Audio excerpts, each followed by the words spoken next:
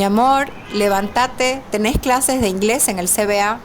Vamos a aprender cómo hacer inglés en el Centro Boliviano Americano. Inglés de verdad en el CBA. Inglés de verdad. Voy a la biblioteca, hoy los libros a leer. De mañana, tarde y noche aprendo el inglés.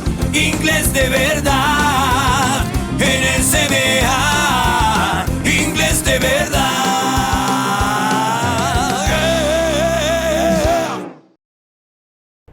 Hola, ¿cómo están? Muy buenas noches. Bienvenidos a Café Sin Corte. La gente debe decir en su casa, ¿qué? Buenas noches y pleno día. Sí, lo que pasa es que queremos mostrarte desde este ángulo esta hermosísima ciudad. Veníamos esperando esta entrevista con muchísimas ansias desde hace tiempo y se nos ha otorgado el privilegio de tenerlo acá en nuestro set. Jaime Dum de Ávila, nacido en mayo de 1968. Tiene 57 años, ¿correcto? Correcto. Hola Jaime, Correcto. ¿cómo Hola, estás? Sandra, buenos días, buenas noches. Hola, muchas gracias. No, gracias a vos por aceptar nuestra invitación. ¿Sos camireño? Soy camireño. Pero no ejerciste, ¿o sí? Ejerzo todos los días. Todas las cosas más importantes de mi vida creo que he aprendido en esos años, ¿no? De niñez y hasta mis más o menos 13, 14 años Viviste allá. Así es. Tierra caliente.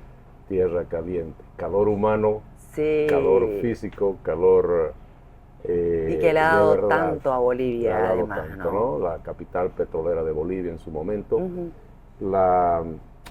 Yo diría por lo menos unas cuantas camadas de ingenieros petroleros, especialistas en hidrocarburos, han salido de ese país. ¿Tu familia han salido de Camiri y Camiri. Después se fueron del país, lamentablemente. Claro. ¿Tu familia, ¿no?, fue uno de esos casos?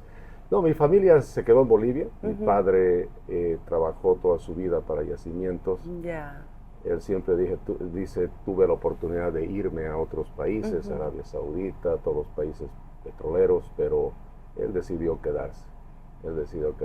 A seguirle apostando. Y apostarle a yacimientos, trabajó toda su vida en yacimientos hasta que se jubiló. Ah, mirá, qué bueno. No, y una época gloriosa, además, en el país. Yo había puesto aquí en mi agenda un montón de información de Jaime. Me pongo a leer su currículum y no acabamos nunca. Pero voy a tratar de resumir un poquitito. Sos máster en administración, conoces mucho de economía, has trabajado en la Bolsa Bursátil de Nueva York, has escrito un montón de artículos que tienen que ver con administración, con economía, has estado como uno de los asesores del gobierno de los Estados Unidos, has trabajado en Egipto, si no me equivoco. Así es. Una vasta e inmensa cantidad de oficios, de profesiones y por supuesto de experiencia en lo que más necesita Bolivia, que es buena administración y generar una economía distinta. Sí, yo creo buena administración, economía distinta y una forma de ver que sea diferente. Estamos haciendo mal las cosas, yo digo. ¿Qué es lo que estamos haciendo mal? Estamos haciendo el hecho de pensar dos cosas, ¿no? Muy importantes que cuando analizamos de manera global, creo, toda la política económica en Bolivia, las mismas propuestas que se han hecho en diferentes planes de gobierno, nos lleva a ver que hay dos temas que siempre han sido de alguna manera fundamentales, con ciertas excepciones históricamente, pero siempre ha sido el tema de que el Estado lo hace todo. Ese centralismo, un paternalismo muy grande, que básicamente le dice a la gente, tú eres tonto, yo no. He escuchado en estos meses que estoy ya activamente en la política, en conversaciones privadas como públicas, de gente decirme, no, es que la gente no sabe lo que quiere. Subestiman a la gente. ¿Cómo ¿no? piensas tú que hay que darle recursos directos a la gente si la gente es tonta? ¿No es cierto? No solo subestiman, sino muestran una arrogancia tremenda que es histórica, que el Estado, el gobierno central lo sabe todo. Ese es el primer concepto que tú ves en la historia. Y no solo en estos 20 años, no, sino siempre, ¿no? En toda la historia. Claro. Y Cuando éramos república y ahora que sí, dizque somos Estado. hay pequeñas excepciones donde se trata de cambiar eso, pero de una manera muy tímida. Y tienes el otro concepto, que creo que es el más importante, de que la única forma de luchar contra la pobreza, o sea, te hablan de luchar contra la pobreza, es redistribuyendo la poca riqueza que hay. O sea, ese concepto de redistribución constante. Entonces, por eso la historia de Bolivia es de dónde capturamos riqueza para redistribuir. Entonces, la historia siempre ha ido, ¿no es cierto? Capturemos desde la misma nacionalización, ¿no es cierto? O apretar a uno poco. Agarro a este, lo exprimo a este y salto a otro, y por eso la historia de Bolivia se basa mucho, a raíz de ese pensamiento, en recursos naturales, ¿no? Que si no es la plata, es el estaño, y después saltamos el periodo de la goma de alguna manera. Extraer hasta que se acabe. Extractivismo, terminamos en los hidrocarburos y ahora estamos buscando el litio. Y nadie agarra y dice, no, es que no tenemos que vivir, ¿no es cierto?, de redistribuir riqueza, sino de generar riqueza. Entonces, por eso nuestro programa dice Programa Nacional para la Generación de Riqueza. Y no tenemos miedo a hablar de la riqueza, porque la otra cosa es que en los años, en estas décadas y especialmente en los últimos 20 años, se le ha enseñado a la gente que la riqueza es mala. Sí, es un ¿no? pecado casi. Que hay que luchar contra la pobreza, está bien. Pero y los ricos son los villanos. Exacto, ¿no? Pero luchar contra la pobreza es un concepto, obviamente, que hay que tener mucho cuidado, ¿no? Empíricamente está comprobado que el ser humano cuando nace, es parte de la naturaleza, nace pobre. Claro. Nadie nace con chuto, algo. como diríamos. Nace desnudo para empezar. Entonces la pobreza es el estado natural del hombre. Entonces, si es así, la riqueza es artificial. ¿Y cómo creas riqueza? Ya lo vemos siglos atrás, cuando John Locke, por ejemplo, dice, ahí hay barro que no vale nada, no sirve de nada, pero alguien con su capacidad creativa, innovación, agarra ese barro y crea una vasija. Tornea una vasija, claro. Algo que es útil para alguien. El valor agregado. Entonces le aumenta valor con su innovación, su trabajo, y resulta que eso lo puede vender a cambio de una remuneración, no solo que es justa y legítima, sino es un intercambio de yo te doy a ti algo que tú necesitas. Entonces el barro se convirtió en algo que vale mucho más, ¿no es cierto?, que su estado original. La conclusión es que la riqueza es artificial. Entonces, si la riqueza es artificial, tenemos que pensar en simple, y yo lo veo así en la economía boliviana, ¿qué es lo que impide que los ciudadanos agarren algo de la naturaleza?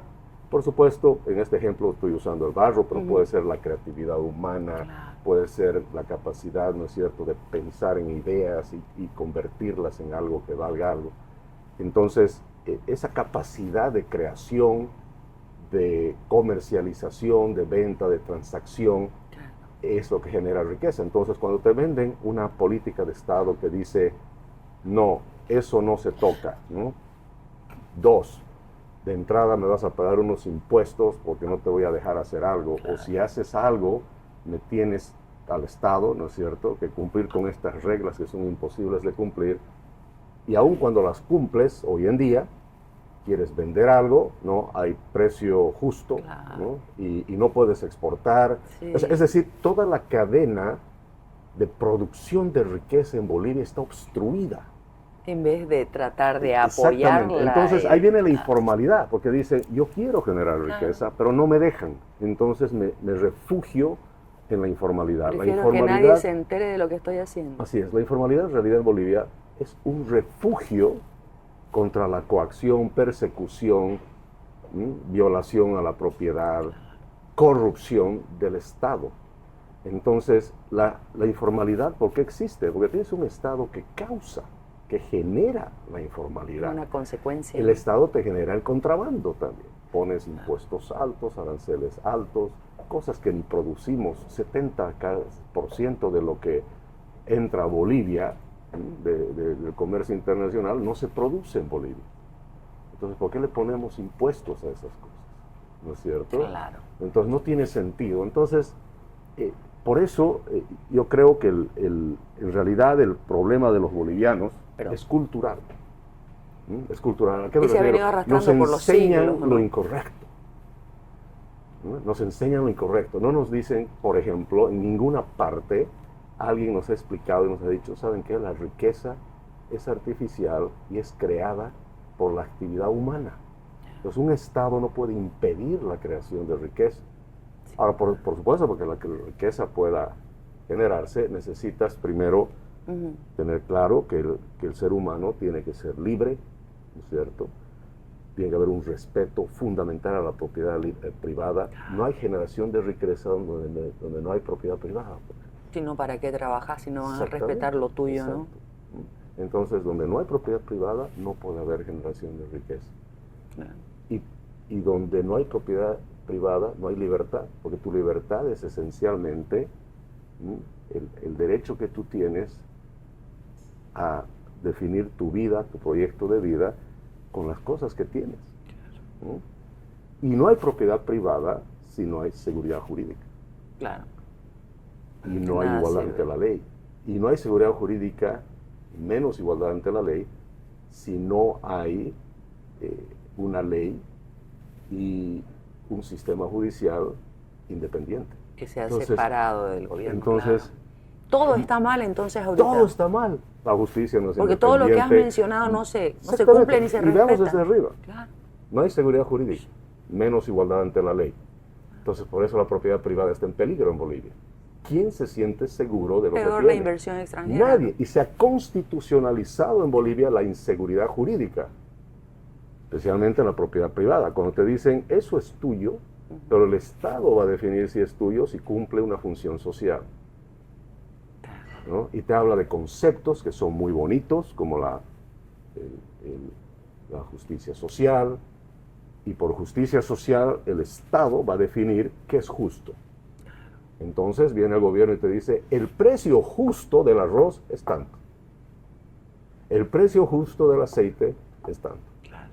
¿No? Y uno se pregunta, ¿qué arrogancia de este gobierno o del Estado boliviano para definir no solamente cuál es el precio justo, sino en Bolivia la economía planificada por el Estado que dice qué se va a producir, cuándo se va a producir, quién va a producir, cómo va a producir y si va a vender, a qué precio y si va a exportar, yo voy a definir. El resultado de eso es todo lo que vemos hoy en día. Una declaración del otro día de un viceministro que decía, voy a solicitar, voy a exigir la hoja de costos del empresariado para ver cuánto pues les afecta la falta de combustible y la falta de divisas. Así es. Qué terrible, ¿no? Y yo le diría a ese viceministro, mostrame tú que tengas siquiera experiencia de haber manejado alguna vez un emprendimiento privado tú solo. Entonces, ese es el problema, que el Estado se cree empresario, con personas que nunca han hecho empresa. Pues para ellos es muy fácil, porque no, en sus decisiones no tienen su propiedad privada invertida. O si no la tienen de manera irregular, ¿no? Por que supuesto, no les ha y la costado. tienen fuera del sistema, y por eso hay que cambiar esa noción. Dentro de nuestro programa de gobierno, que yo lo voy anunciando poco a poco, hemos tomado la decisión de hacer una propuesta que es controversial y es de alguna manera sujeto a mucha crítica positiva y negativa. Y a mí me encanta eso porque significa que es cambio, Claro. de verdad, ¿no es cierto? Entonces, Levanta ronches por algo, ¿no? Claro, entonces yo dije, un ejemplo de igualdad ante la ley. ¿Por qué los empleados públicos, la mayoría de los empleados públicos, no están bajo la Ley General del Trabajo? Si son trabajadores. ¿Por qué el sector privado está sujeto a una Ley General del Trabajo, primero, que perjudica, no permite emplear libremente a la gente, porque si lo haces, viene sujeto a ciertas cosas, por lo tanto no es libre? Hay una inflexibilidad laboral muy grande. es muy costoso contratar gente. Por eso esa Ley General del Trabajo se debería llamar la Ley General del Desempleo. Es un generador de desempleo. Claro. Y tienes por otro lado el gobierno que no la aplica. ¿Y sabes por qué no la aplica? Porque sabe que es muy dura. Claro. El Estado, el gobierno, nunca quiere aplicar la Ley General del Trabajo porque es imposible de aplicarlo. Pero sin embargo ellos son los que ponen las reglas para hacerla cada vez más difícil. Entonces, lo que hemos dicho es que nosotros vamos a hacer que la Ley General del Trabajo, obviamente con modificaciones que se tiene que hacer, se tiene que aplicar al Estado boliviano. Todos igual ante la ley. Y eso va a impedir que un burócrata le ponga leyes, regulaciones y normas al sector privado, porque si lo hace, lo va a tener que aplicar él mismo. Hoy en día, ¿por qué hacen lo que les da la gana con la Ley General del Trabajo? Porque saben que no se les aplica a ellos.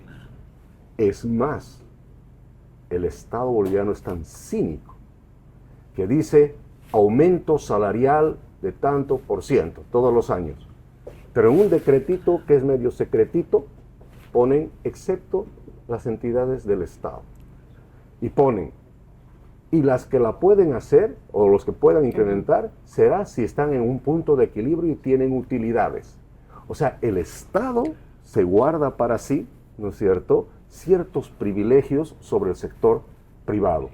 Entonces, esos decretos de privilegios ante la Ley General del Trabajo deberían ser para todas las empresas privadas también, por supuesto. Entonces, no hay igualdad ante la ley. Para todos. Entonces, la razón esencial por la que yo digo que la Ley General del Trabajo tiene que ser para todos es para que el Estado nunca se anime a hacer algo que ellos mismos no van a poder hacer. Ahora, por supuesto, si lo hacemos ese cambio inmediatamente con la Ley General del Trabajo que hay ahora, el Estado quiebra en una semana. Miraos. Quiebra en una semana.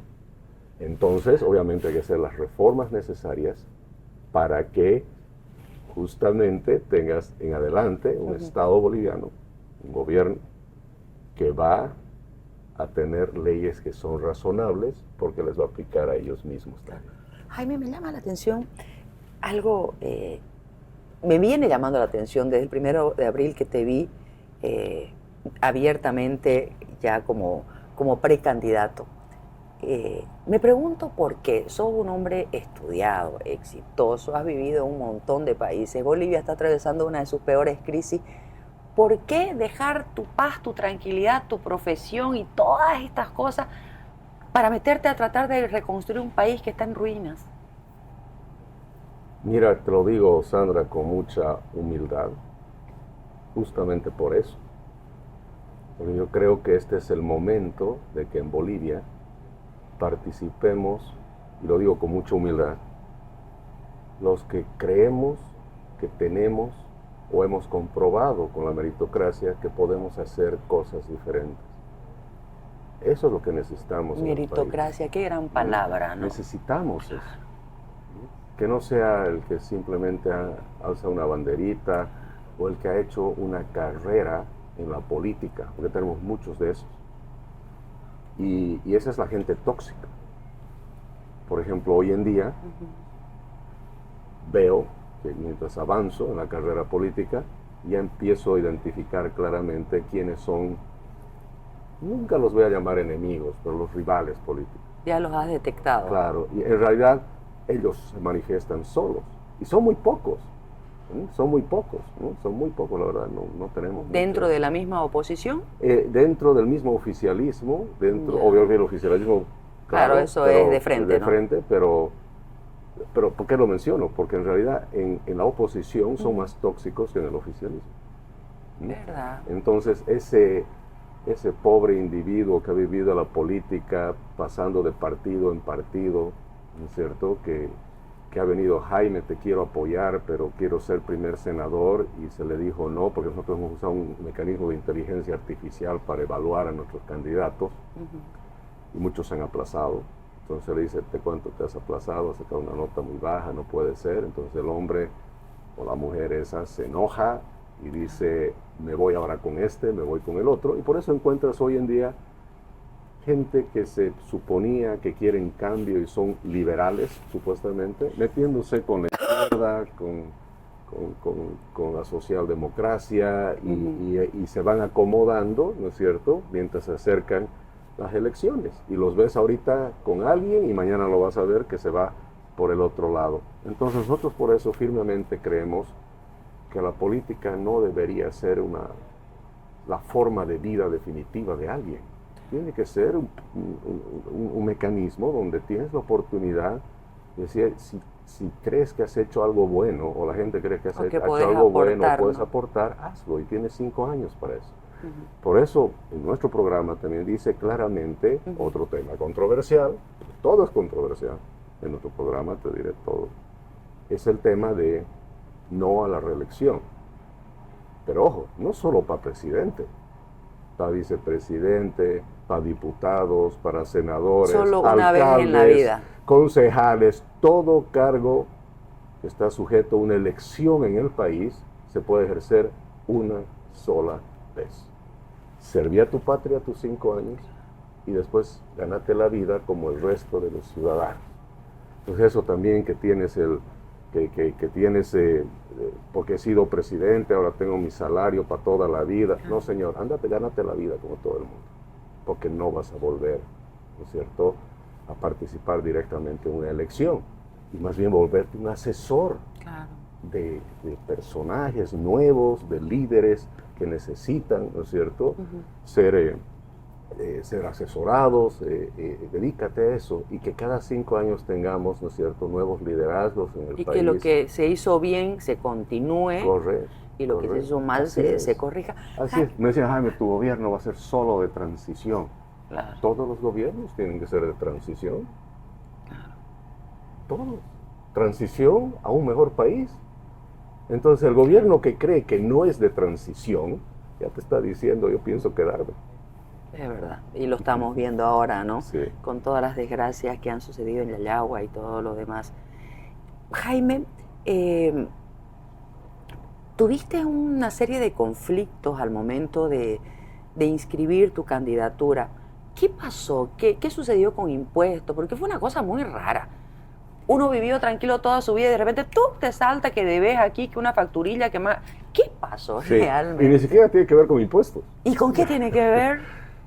Lo que pasa es que los coactivos fiscales tienen que ver, por supuesto, con impuestos. Háblame en cristiano, no tengo idea qué es coactivo fiscal. ¿De qué se trata? Creo que es más fácil explicarlo. Ajá. Yo trabajé hace más de 20 años en un periodo corto en la alcaldía del Alto de La Paz, del departamento de La Paz, justamente haciendo reformas muy importantes para rescatar la alcaldía, que estaba en una crisis económica total y absoluta después de Condepa.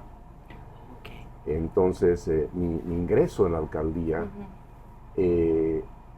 tuvo resultados primero muy positivos en el tema económico. Logramos revertir el déficit que tenía la alcaldía, incrementamos los ingresos, bajamos los gastos, reorganizamos todo el sistema financiero, el sistema de recaudación, y descubrimos grandes hechos de corrupción de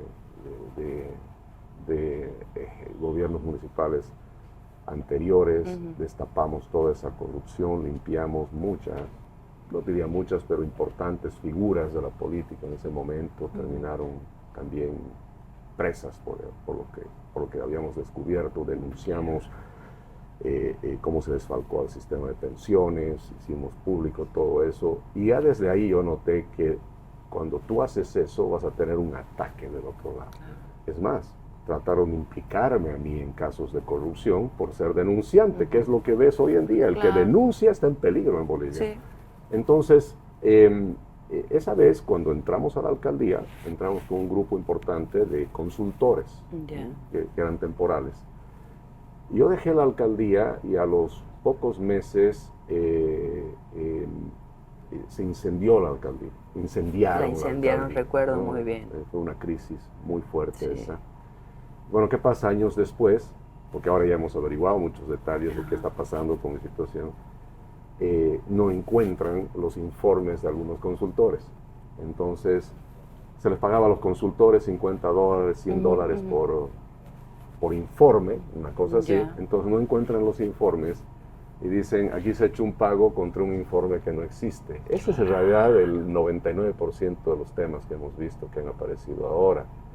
Entonces, por eso llamó la atención que cuando vemos los casos, son casos de $50. Claro, me llamó a mí mucho la atención que hay casos de $2. Ajá, sí. Y para empezar están en dólares, ¿no? Claro, eso me llamó mucho que es la lo que atención. llama la ¿De atención dónde? también.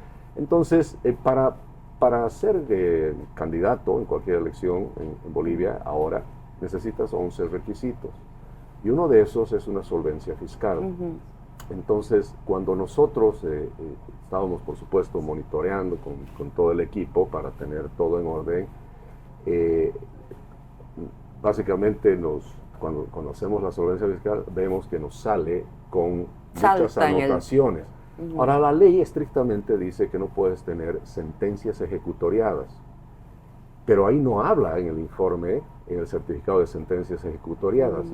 Pero nos llama la atención que haya notificaciones, temas en proceso, temas muy complejos. ¿Y nunca te habías enterado de eso? De esos casos en particular, yo te diría la mayoría nunca, pero sí hace 10, 15 años había sucedido, había recibido algunas notificaciones, porque se llaman de responsabilidad solidaria. ¿Qué significa con eso? No es algo que uno ha hecho, es que un tercero ha hecho, ¿no? Como el consultor, que se le ha perdido su informe, pero la ley dice que todos los que están encima de él, incluyendo al alcalde de ese momento, todos somos responsables por el trabajo que él ha hecho. Está bien, así es la ley. Entonces, en realidad de esos $100 hay que dividir entre 5. Entonces, en realidad debo 20, ¿no? Y los otros 4 deberían eso. Más allá que es discutible cómo funciona, hay que cumplir la ley, ¿no? Entonces, nosotros hemos dicho, hay que cumplir con esto, resolvamos el problema.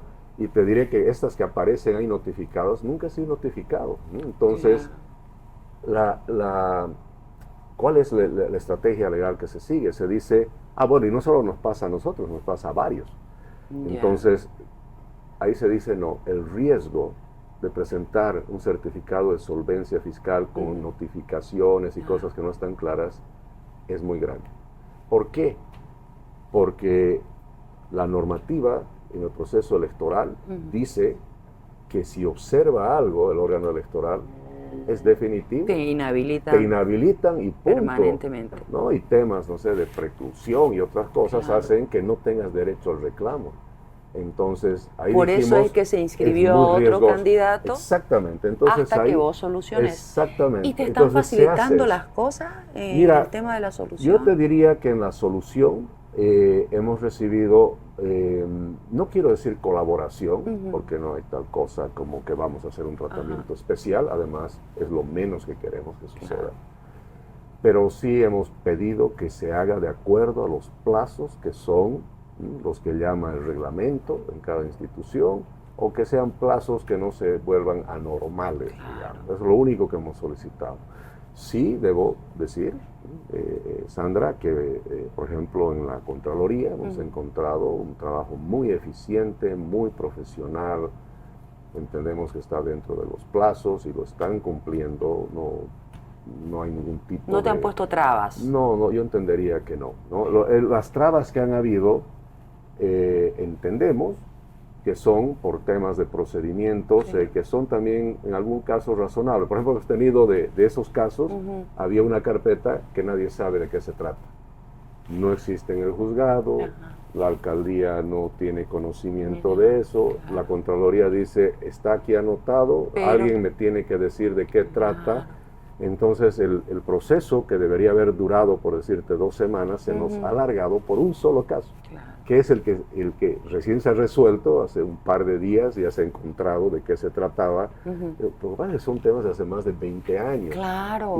Y si no me equivoco, ese caso en particular ya había estado cerrado, no habría nada pendiente. Te buscaron, yo creo, ¿no? Ese tipo de cosas llama como la para atención, complicarte. llama la porque atención. además te intentaron implicar en el caso supuesto. Bueno, sí, yo te diría, mi candidatura cosas, ¿no? tiene varios matices que no son normales, ¿no? Sí, perdón que me sonría, pero es irónico. Es como que Jaime Dunn, ¿sabes qué cosa yeta? Así más o menos, si no es una cosa, es la otra. Exactamente, ¿no? Entonces aparezco prácticamente como liderando el componente civil de un gobierno militar, digamos, ¿no? De un supuesto golpe de Estado.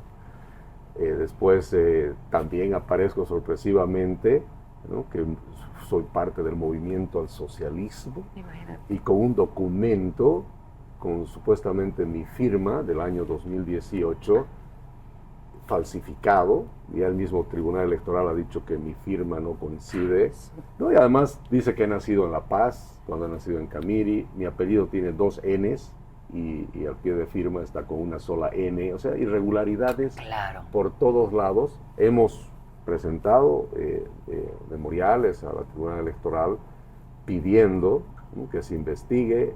El tribunal básicamente nos ha respondido diciendo que eso no es responsabilidad de ellos, es del partido. Es el caso Movimiento al Socialismo. Y sí te doy una primicia que no lo hemos dicho en ningún lado. Primero, comentarte que la investigación continúa. Nosotros vamos a entrar hasta encontrar quién, y ya tenemos con nombre y apellido de los responsables. Son 2 personas del Movimiento al Socialismo. ¿Quién te inscribió? Tenemos los nombres ya. Nos los ha dado el Tribunal Electoral. Y sí nos ha dado una gran sorpresa diciendo que ese libro no está bajo poder y custodia del Tribunal Electoral. O sea, ¿cómo puede haber un libro que está pululando cuando la ley dice que no puede estar fuera del control, fiscalización del Tribunal Electoral por más de 90 días? Este está años dando vueltas, ¿no? Entonces, vamos a ir hasta las últimas consecuencias, porque más allá de que sea un hecho politizado en contra mía, es un libro donde no solo está Jaime Dunn, hay cientos de nombres ahí que tienen el mismo tema. Claro, y gente hay que gente ni siquiera se que no enterará. tiene acceso a las cámaras, que no puede explicar como yo estoy explicando, que está siendo afectada. Entonces nosotros vamos a ir hasta las últimas consecuencias en ese tema, ¿no? Y yo desde el 2011, desde el 2011 he dejado de trabajar en el ámbito empresarial y me he dedicado más, digamos, a las consultorías y trabajo desde entonces de manera independiente. Pero usan el 2018, ¿no?, para decir que Jaime Dunn se inscribió el 2018 para trabajar en empresas del Estado desde el 2018 y trabajar para Evo Morales, trabajar para Claro, puedes armar un montón de historias, ¿no es cierto? Pero el tema de fondo es que hay falsificación de documentos y nadie dice nada, ¿no? Hay alteración de datos en un padrón electoral. Y no solo eso, cuando yo hice pública la denuncia de que tengo esta inscripción no autorizada, nos han comentado desde el mismo Tribunal Electoral, personal del Tribunal Electoral, que miles de personas en Bolivia se han acercado a averiguar por qué ellos también están inscritos. Mira vos. Claro, no solo en el Movimiento al Socialismo, sino en varios partidos. Les abriste los ojos porque normalmente uno va, vota y... Exactamente. Y más bien aprovecho las cámaras para decir, entren a la página del órgano electoral, pongan su nombre, carnet de identidad y asegúrense que no están militando en algún partido sin su autorización. Sin su autorización, sin haber firmado. O sea, llegás al 3 de julio.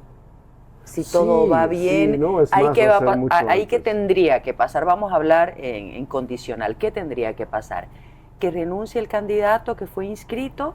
Sí, dentro de los procedimientos que están en la 026, su artículo 108 y su reglamento, el artículo 18, dentro de todas las circunstancias y hechos que pueden suceder o deberían suceder, se da el cambio de candidatos, ¿no? Y mira, Sandra, claro, yo soy, digamos, el candidato más notable, lo digamos, en opinión pública, ¿no es cierto?, que está esperando el poder hacer eso. Pero en realidad, cuando se anuncian las listas de habilitados, inhabilitados, ¿por qué encontramos que en los partidos tú tienes Morena, que solo tiene 7 habilitados, tú tienes el otro que tiene 50 de los 360 que le han observado 90, claro, 92 por la gente no es tonta, la gente se da cuenta, no es que son unos ineptos estúpidos que no han hecho las cosas bien, debe haber algunos casos, pero yo te aseguro que el 90% de los casos han dicho, hagamos así para entrar hasta el 3 de julio y poder hacer cambios.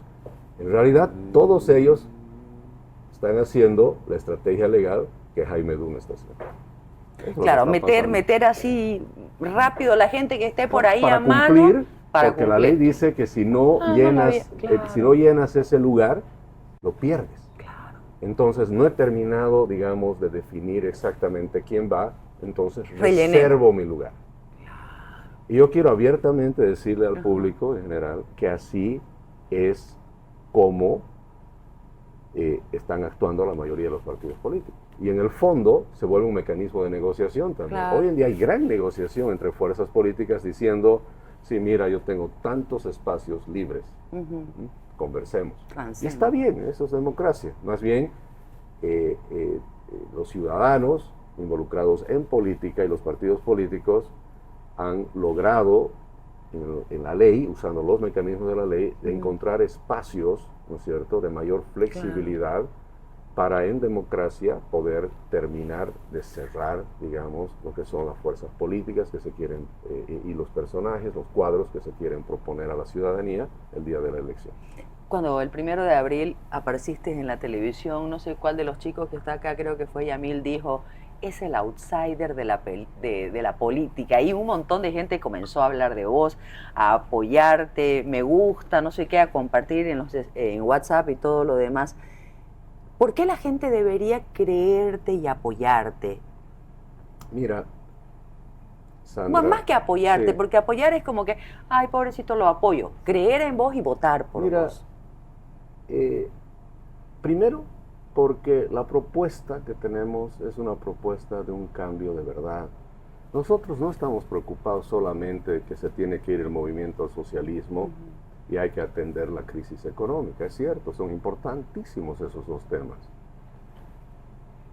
Pero nosotros le proponemos al país que vean los ciudadanos qué va a pasar después de que se vaya el MAS y se resuelva la crisis económica. ¿Cuál es la visión de país? ¿Cuál es la nueva forma que le vamos a dar a Bolivia en lo económico, en lo político, en lo social, ¿cierto?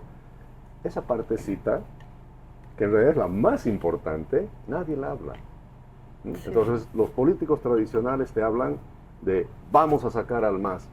Bien, tal, ok. Vamos a solucionar la crisis en 100 días. Ok. Y en 101 días, ¿qué tipo de país vamos a tener? Porque podemos volver a gastar de nuevo.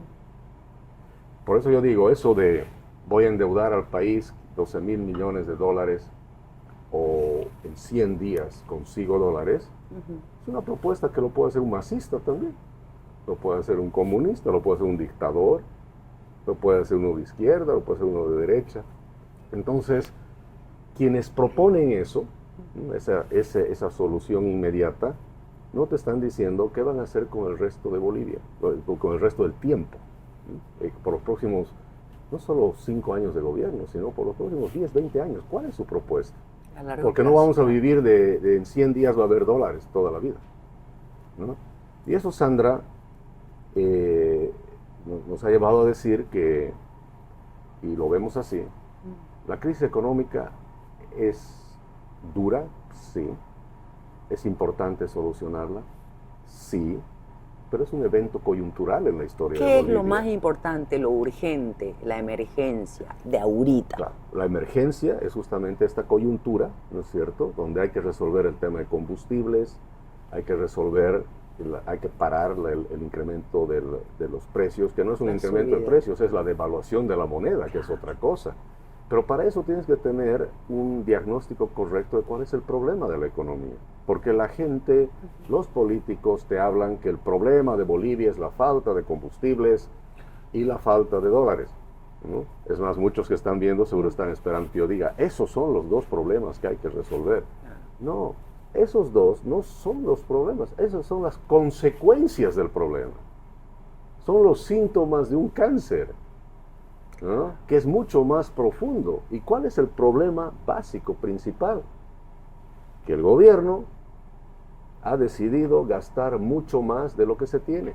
Entonces, cuando tú gastas más de lo que tienes, ¿no?, primero, ¿qué es lo que va a suceder? El gobierno tiene que esa diferencia, ese hueco, que se llama déficit fiscal, lo tiene que cubrir de alguna manera. Entonces empieza a endeudar al país. Y como de afuera ya no le presta a nadie, ¿no es cierto?, necesita prestarse de adentro. entonces le ordena al Banco Central, violando la ley del Banco Central y la Lo misma vacía. Constitución, y lo asalta al Banco Central y le pone una pistola, ¿no es cierto?, al directorio, me imagino, y le dice, ustedes ahora trabajan para mí. Y como son gente sumisa, dicen, papito, ¿qué necesitas hoy? ¿No es cierto? Y vacían el Banco Central, por eso venden el plata, oro, en oro, claro. venden los dólares. ¿Para qué? Para financiar ese apetito voraz de gasto que tiene el gobierno. Entonces el gobierno recibe esos recursos, cubre el déficit fiscal con eso, y como cada vez le falta más recursos, le dice al Banco Central, me tienes que conseguir más plata. El Banco Central dice, pero ya no tengo, no puedo vender, la ley del oro dice que no puedo vender más, ¿qué puedo hacer? Entonces el Banco Central ordena la impresión de billetes. Esos billetes nuevos que tenemos han sido, ¿no es cierto?, emitidos no para reemplazar los viejitos, como Que dicen. es lo que uno normalmente No, y cree. además cuando uno ve lo que se llama que la masa monetaria se incrementa súbitamente, justamente cuando yo hice la denuncia hace un par de años atrás casi, de decir la masa monetaria se está incrementando 6 veces más que la producción nacional, el Banco Central me inició 2 procesos penales, ¿no?, por decir la verdad. Entonces no puedes hablar en este país. Pero hoy en día ya cualquiera lo puede decir porque el Banco Central no tiene manera de ocultar esa verdad. Ni de defenderse. En ese ¿no? momento era algo como un secreto de Estado y lo había yo revelado, ¿no? Pero entonces el incremento de esa masa monetaria hace que el dinero valga menos. Entonces, no sé, ¿Le han echado mano a la gestora también? por supuesto, eso te iba a decir. Entonces, como ya no me alcanza la impresión de billetes, voy detrás de la gestora pública. Que son los ahorros de todos nosotros Exacto. que hemos trabajado toda la vida. Exacto. Para, Y voy nuestra detrás de los jubilación. bancos también, a decirle a los bancos, comprame a mí títulos, ¿no es cierto? Te voy a pagar una tasa más alta. Entonces el banco dice, le tengo que prestar a Juanito y a María al 6% o le compro bonos al Estado a 7%. No, me voy nomás con el Estado. Ahí no hay que hacer mi oficial de crédito no tiene que hacer nada, es préstamo automático. Entonces se da un efecto que se llama el crowding out. ¿Qué Mira, las significa cosas que eso? uno no entiende y que escucha, ¿no? Claro, entonces se da un efecto que se llama el crowding out, que está pasando en Bolivia. ¿Qué significa eso? Que el dinero se va detrás del gobierno y no del sector privado. Y el gobierno se ha vuelto en el competidor más grande del sector privado, por recursos, por servicios, por todo, ¿no? Entonces por eso los privados sienten hoy más que nunca que están acorralados contra la pared, ¿no? No hay plata, no, para vos no hay plata, para el gobierno sí, ¿no? La gestora que trata de hacer lo que puede, ¿no es cierto?, en el marco de la ley y su reglamento, en vez de estar financiando con sus recursos al sector privado, está financiando 70-80% al sector público. Entonces todo el ahorrito de los jubilados, todos nuestros aportes se van a financiar el hueco que está generando el gobierno. Entonces, como el gobierno ha generado estos huecos, no hay dólares. Y como no hay dólares, bueno, para empezar, el mismo Banco Central, como no tiene las herramientas para mantener el tipo de cambio fijo, lo ha dejado abandonado y eso ha hecho que tengamos esta devaluación. Entonces, como no hay dólares, hay la devaluación. Como resultado, como necesitamos dólares para traer combustibles, no hay combustibles. Entonces, te das cuenta, la falta de combustibles, la falta de dólares una son de las las consecuencias tantas del problema.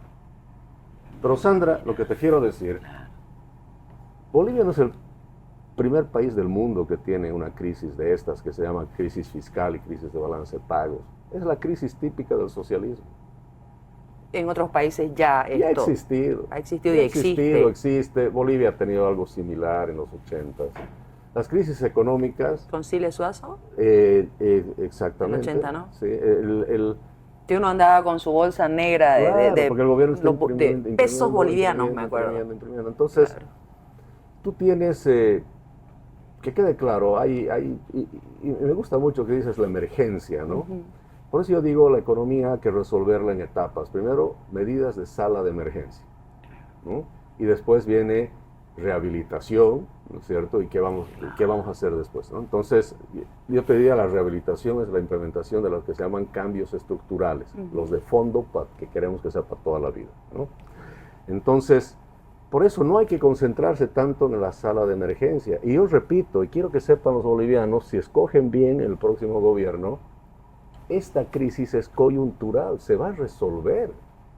No existe que el país va a tener una crisis esta por los próximos 200 años y va a continuar. No. Sí, porque nos sentimos desesperanzados, mira, así como vencidos. Es más, mira, no quiero minimizar la crisis porque es compleja, es dura y se va a poder poner peor. Pero yo lo veo como el peor dolor de muelas que puedes tener, ¿no? Y digo eso porque la mayoría de los ciudadanos hemos tenido un dolor de muelas que te quieres morir. Sí, es insoportable. ¿No es cierto? Pero ¿cuántos casos existen de gente que se ha muerto de dolor de muelas? No existe realmente. Claro. ¿Por qué? Porque se sabe que hay una cura para eso. Entonces, no es que es algo eterno, es algo que se va a solucionar con la gente correcta. Cuando tienes un dolor de muelas, ¿qué es lo que esperas? Llegar rápido al dentista, porque sabes que el dentista tiene la solución, siempre y cuando sea un buen dentista. Correcto. ¿No? Entonces, ahorita tú tienes dentistas de candidatos, unos más truchos que otros, ¿no? Y otros diciéndote, no hay problema, tú vienes, te quito el dolor. ¿Qué van a hacer? En 100 días o con los 12,000 millones de dólares te están diciendo, te va a poner la anestesia. Y cuando se acabe la anestesia, el dolor nosotros vemos la solución más allá de la anestesia. Si uno de los problemas del país es la deuda, el haberse endeudado tanto, el haber hecho que el Banco Central, ¿no es cierto?, genere toda esa deuda interna que se llama, ¿por qué queremos más deuda? Entonces, en realidad, las propuestas de la mayoría de los candidatos son anestésicos temporales. Por eso nosotros preguntamos, ¿y después qué vas a hacer?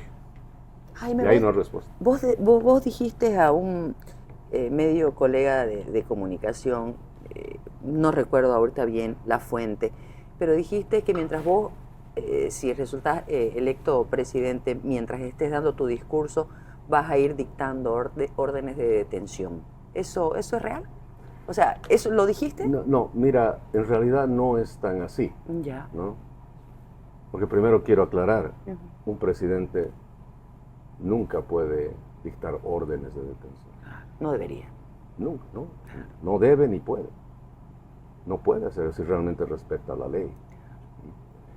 Entonces, y eso venía también a razón de que alguien me decía, cuando usted sea presidente, ¿va a liberar a los presos políticos? Tampoco me corresponde liberar. Hablando de Yanine y de Luis Fernando. Y bueno, todos. ¿Y cuántos hay? Además, no solo hay presos políticos, hay presos injustos también, ¿no es cierto? El ex candidato potosino, Pumari, ¿no? Claro. Entonces, no, el presidente no debe tener esa facultad, porque significa que no hay independencia de poderes, entonces, ¿no? Correcto. Además, Sandra, yo lo veo así. Un presidente que tiene la prerrogativa, tiene la facultad de liberar, es porque también tiene la facultad de apresar. Y aquí, y presidente que libera es tan tirano como aquel que apresa, ¿no? Entonces, lo que yo digo es que en mi gobierno, desde la primera hora, va a quedar claro que la justicia queda liberada para funcionar en el marco de la ley y la Constitución. Rompemos de entrada esa vinculación que hay directa, porque ahorita el Poder Judicial espera órdenes del Poder Ejecutivo, seamos claros. Entonces, más bien todo lo contrario, no hay órdenes. Y es decirle al Poder Judicial, ahora sí son libres de aplicar la ley y la Constitución. Justicia total y absoluta. Entonces, por eso yo digo, en la primera hora, lo puse de esa manera, mientras yo estoy leyendo mi discurso, la ley va a estar funcionando.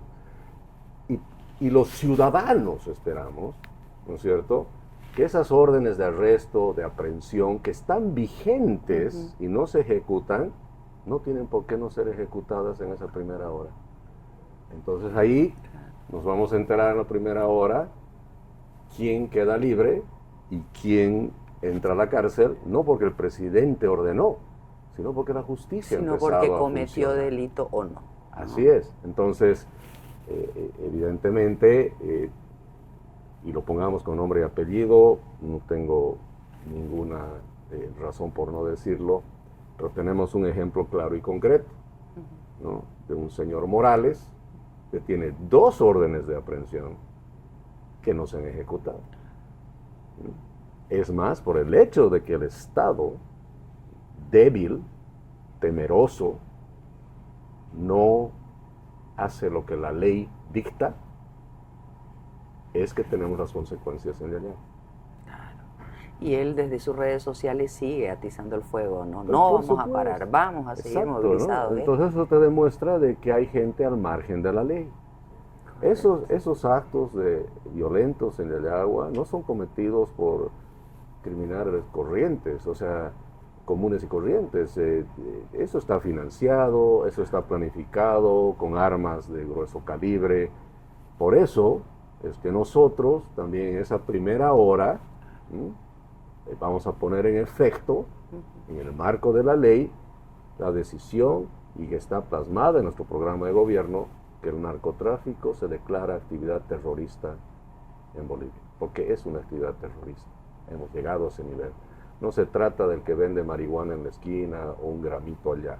Es una actividad terrorista. ¿Vos te animarías a entrar al Chapare? Por supuesto que lo que yo me animo a hacer es hacer cumplir la ley, donde toque. ¿No? Y que quede claro, no es el presidente. Claro, ¿no? no, Es por el supuesto, en Estado sentido figurativo. de verdad. Claro. ¿No? Que las leyes de Bolivia, la Constitución, hay que hacer muchas reformas, pero estas leyes y esta Constitución, con todos los problemas que tiene, con todas las aberraciones que tiene, pero sí también ahí hay cosas que dicen que se hay que cumplir, o sea, nos toca cumplir aunque esté mal. Entonces, en el cumplimiento de esa Constitución del 2009 y las leyes que derivan de ahí, ¿no? Hechas por Evo Morales, por Arce, esa normativa es la que se va a ¿Andrónico aplicar. entra en el Evo? ¿Arce es lo mismo? Bueno, eso es lo que hay que preguntarle a Andrónico, ¿no? Porque Andrónico claramente está al medio tratando de estar bien con el uno, con el otro. Con Dios y con el diablo. Y esa Bueno, que no hay ningún Dios entre los dos. Entonces, esa falta de posicionamiento político real. Claro, porque la semana pasada, después del segundo policía muerto, Andrónico dijo, yo estoy de acuerdo con las movilizaciones. Claro, dijo eso. Lo dijo. Por supuesto. Y yo así como, ¿en serio? Entonces él está jugando a las dos puntas, Sí. y que quede claro, todo este problema que tiene tan angustiados a los bolivianos, imagínate, ¿no? Y más bien todos los bolivianos, obviamente, viendo con mucho pesar, ¿no es cierto?, tres muertos en esto, en realidad hay un civil también, ¿no? Entonces, tener policías jóvenes, civiles muertos, es inaceptable, y todo esto es resultado, y la gente tiene que entender bien y hacer una buena lectura. El problema de Bolivia que tenemos en este momento, en Yayagua, los enfrentamientos, en realidad es el resultado de la lucha interna de un partido político. Así. O sea, el problema interno de un partido ahora se ha vuelto problema de todo Bolivia. Claro, porque si fuera por el proceso de cambio en sí, la gente se iría con Andrónico directamente, ¿no? Así es. Claro, si vos solo crees, o sea, que la idea tuya es mucho más grande que una sola persona, irías con el que va a continuar, pero no es así. No, es una No es lucha así. de poder y de recursos. Esa es la prueba que el movimiento al socialismo es la amalgama de intereses sectoriales, corporativos, que han decidido unirse para sacarle provecho al Estado para sus propios intereses, y el rato de que no hay unión, ahí no se discute siquiera el socialismo y y la justicia social y el proceso de cambio, mentira, nunca eso es lo que siempre porque en nos 20 han años dicho. no cambió Las nada. discusiones adentro siempre era yo tengo la aduana, vos tienes el hospital, vos tienes esto, entonces la repartija, los recursos del Estado malversados, el prebendalismo, el único interés. Entonces esas tres partes están peleando por eso y esa batalla interna la han llevado a las calles. Eso es lo que está pasando y cae sobre el peso de todos los bolivianos el tener que estar, ¿no es cierto?, sujetos a lo que estos bandidos están tratando de definir y tienes todo el sistema, las instituciones del país también viendo a ver cómo ayudan, dónde se meten, el mismo proceso electoral, plazos vencidos se han aplazado y se ha dejado para más adelante para dar la oportunidad de que ellos solucionen su problema, ¿no es cierto? Es momento ya que las instituciones trabajen en el interés de los bolivianos, no de un partido político, ¿no? Entonces es una barbaridad lo que está pasando. Me gustó conversar con vos porque hablas claro y creo que la gente necesita eso, claridad, que alguien te explique, no con criterios así muy complejos, porque uno necesita ser parte de la decisión importante que debemos de tomar en agosto y conocer a cada candidato con sus posiciones, sus criterios y todas las cosas a favor de un buen cambio en Bolivia es absolutamente necesario. Te agradezco, espero que antes de agosto podamos volver a charlar con vos cuando ya esté todo bien, cuando ese tema ya de los dólares de por ahí, que no sé qué, de la Alcaldía del Alto se solucione y que esté tu nombre y tu foto en la papelera. Gracias, Sandra, te prometo, vamos a tener la oportunidad y yo más bien muy agradecido porque no somos un partido político que tiene los recursos, el tiempo del mundo, ¿no es cierto?, para hacer conocer las ideas. La verdad es que esas cámaras, la gente que está viendo, es la gente que cree, ve que hay algo interesante, que hay potencial de cambio y esa es la gente que nos está ayudando, ¿no es cierto? Y yo le digo a la gente, no se trata de lo que Jaime Dum va a hacer, se trata de lo que vamos a hacer juntos, ¿no es cierto? Entonces, muchas gracias más bien por la oportunidad y cualquier persona que ha escuchado algo interesante, que valga la pena, coméntele a su papá, a su mamá, a sus hijos, sus nietos, porque así es como se tiene que hacer política. A la antigua, boca a boca. Las redes ayudan. Y como yo digo, o sea, no se trata, yo nunca digo voten por mí, no, voten por ustedes. Voten por ustedes, porque el gobierno es para la gente. Vamos a hacer que el individuo sea el sujeto más importante de la economía, de la política y la sociedad, no el Estado. Y cuidando la ética y la moral por que supuesto, tanto en el hemos marco perdido. de la ley, los principios, Correcto. la familia y los que creemos en Dios, la familia, sobre todas las cosas. Y eso de la ética y la moral no es que me haya salido de mi propia cosecha, sino porque lo leí en una declaración tuya. Así es. Jaime, gracias, Sandra. mucho éxito. Muchísimas gracias. Placer tenerte Gracias. acá. Buenas noches, muchas gracias.